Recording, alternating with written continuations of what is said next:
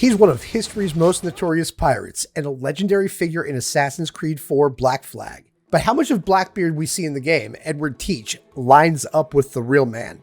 Let's dive deep into the history versus fiction surrounding Blackbeard's life, death, and legacy in Black Flag. If a man plays the fool, then it's only fools he'll persuade, but appear to be the devil, and all men will submit.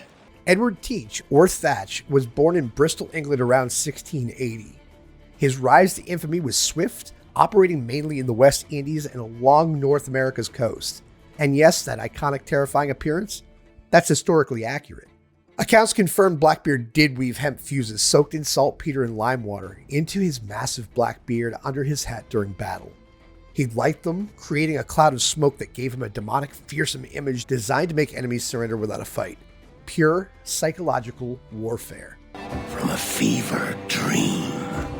Ade, see there? It's her, Captain, the Queen Anne's Revenge.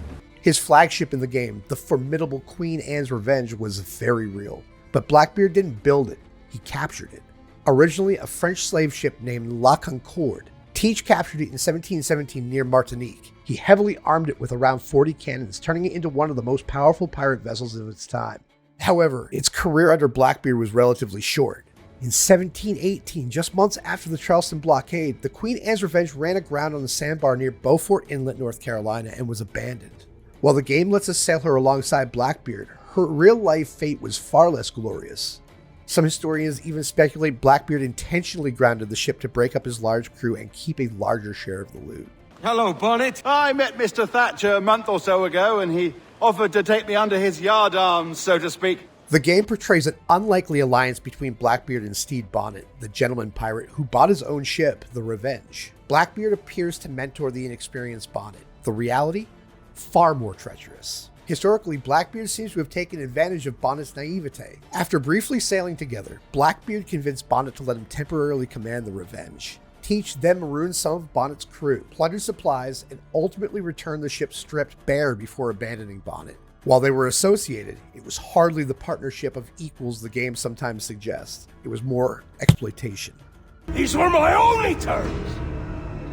And yet, 6 days of pure fucking science.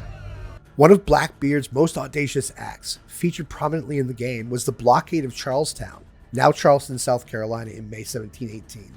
The game correctly shows Edward Kenway assisting, but the core historical event is fascinating. Blackbeard, using Queen Anne's Revenge and several smaller ships, trapped the port for nearly a week. He wasn't demanding gold or treasure. His ransom? Chest full of medicine. His crew was suffering, likely from syphilis and other diseases common at the time. He captured multiple ships and held prominent citizens like Samuel Wragg, who was a member of the Council of the Province of Carolina under Great Britain at the time, hostage to force the governor's hand. You hear that, Mr. Rags? My young friend returns with offerings and so saves your scrawny neck. Will you not thank him? Once the medicine was delivered, he released the hostages, though not before taking their valuables and sailed away. While the game adds Edward's infiltration, the core event, the year, and the bizarre but true demand for medicine are accurate. I'm not a man accustomed to murder, Captain. And if you'd taken quarter, you'd not be seeping now. Sack a muzzle, gobshite. You'll be hanged and sun-dried just as them there were in Boston. The game shows Blackbeard killing in a rare cutscene, but historically, there's debate. Some historians argue Blackbeard primarily relied on his fearsome image and reputation to intimidate crews into surrendering without bloodshed. His goal, like most pirates, was profit. Damaged goods and dead hostages weren't profitable. However, he certainly committed acts of violence, commanded large crews in hostile takeovers, and his final battle proves he was willing and able to fight fiercely. The game likely hedges its bets, showing moments of violence for dramatic effect while still acknowledging his reputation was his primary weapon. We'll meet again, lad. In this world. Or the one below.